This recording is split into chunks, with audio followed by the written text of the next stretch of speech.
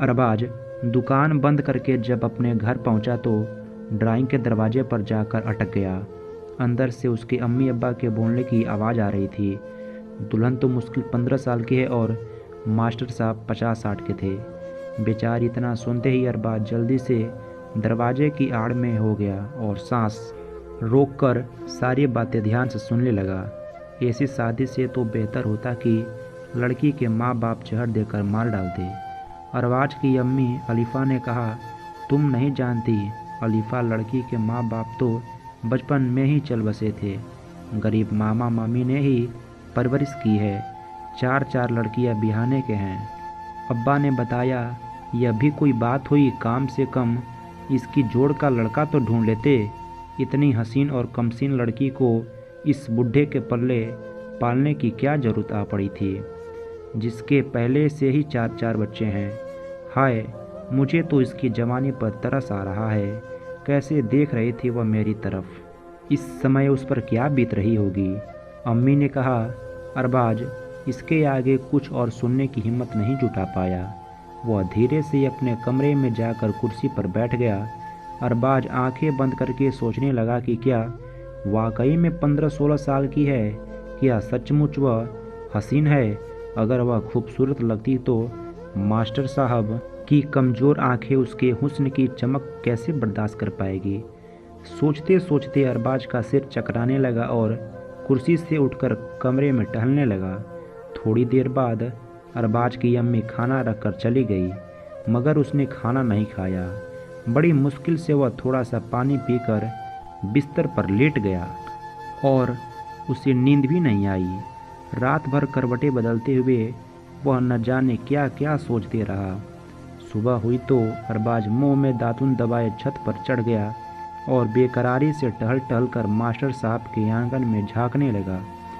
कुछ ही देर में आंगन में एक परी दिखाई दी। उसे देखकर अरबाज अपने होशो हवास खो बैठा। फिर कुछ समझने के बाद उसकी खूबसूरती को एक टकाटक देखने लगा। उसने निगाहें ऊपर उठाई तो अरबाज को देखकर वह शर्मा गई और छिप गई।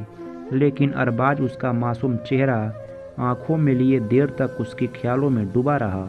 उसकी धड़कनें तेज हो गई थी, दिल में नई चाहत से उमड़ पड़ी थी। वह फिर से उस परी को देखना चाहता था, पर वह नजर नहीं आई। इसके बाद अरबाज रोज सुबह मुंह में दातुन दबाए छत पर चढ़ जाता। परी आंगन में आती, उसकी निगाहें अरबाज की निगाहें से टकराती, फिर वह शर्मा कर छुप जाती। लेकिन एक दिन अरबाज को देखकर उसकी निगाहें झुकी नहीं, वह उसे देखती रही। अरबाज भी उसे देखता रहा। फिर उनके चेहरे पर मुस्कुराहट फूटने लगी। अब उन दोनों के बीच केवल बातें होनी बाकी थी। इसके लिए अरबाज को ज़्यादा इंतज़ार नहीं करना पड़ा था। मास्टर साहब सुबह सुबह घर से निकलते थे और शाम को ही लौटते थे। उनके बच्चे भी स्कूल जाते थे। घर में केवल मास्टर साहब की अंधी बहरी माँ रह जाती थी। एक दिन उस परी का इशारा पाकर नज़र बचाकर घर में घुस गया। बड़े प्यार से वह अपने कमरे में ले गई और पलंग पर बैठने का इशारा करके खुद भी पास बैठ गई। थोड़ी घबराहट के साथ दोनों में बातचीत शुरू हुई। उसे अपना नाम मधु बताया। अरबाज ने भी उसे अपना नाम बताया। फिर दोनों ने यह जाहिर किया कि वे एक दूसरे पर दिलो जान से मरते हैं। अरबाज ने मधु के हाथों पर अपना हाथ रख दिया। उसे नशा सा छाने लगा। अरबाज उसके जिस्म पर हाथ फेरने लगा। वह खामोश थी, खुद को अरबाज के हवाले करती चली गई।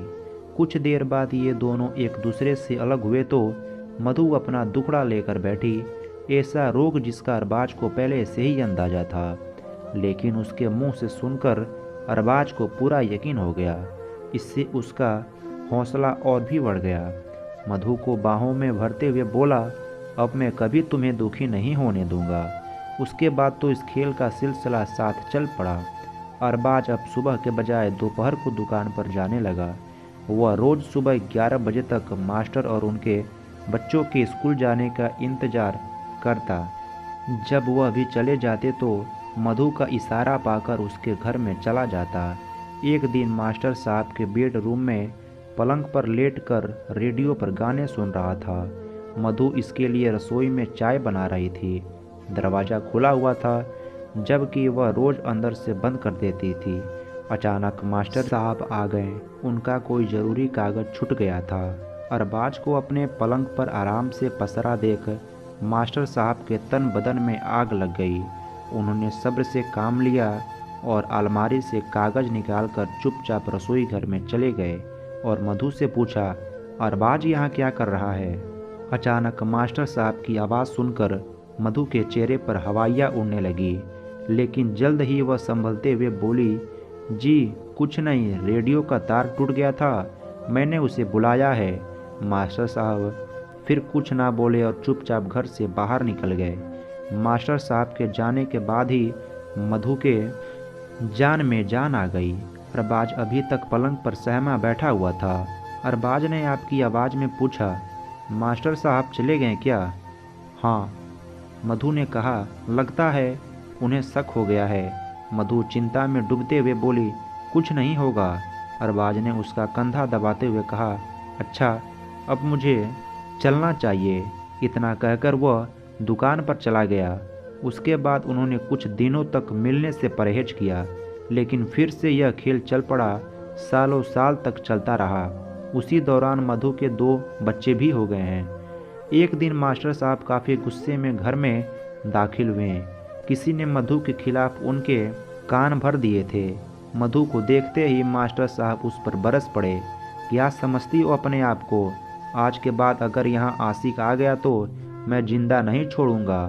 फिर मास्टर साहब गुस्से में अरबाज के अब्बा के पास जाकर चिल्लाने लगे, अपने लड़के को समझा दीजिए, मेरी गैर मौजूदगी में वह मेरे घर में घुसा रहता है। आज के बाद उसे वहाँ देख लिया तो गोली मरवा दूंगा। अरबाज के अब्बा मियाँती शरीफ इंसान थे, इसलिए उन्होंने अपने बेटे को खूब डांटा फटकारा। इसका नतीजा ये हुआ, एक दिन अरबाज ने मास्टर साहब को रास्ते में रोक कर कहा, अब्बा से क्या कहा? तुमने मुझे गोली मरवाओगे? तुम्हारी खोपड़ी उड़वा दूंगा अगर उनसे कुछ कहा तो।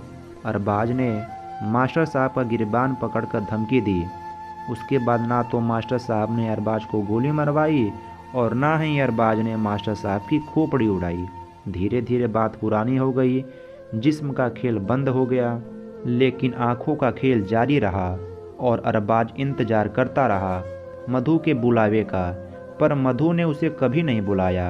हाँ, उसने एक खत जरूर अरबाज को भिजवा दिया, जिसमें लिखा था कि तुम जानते हो कि मैं किस मजबूरी में इस आदमी से ब्याही गई थी।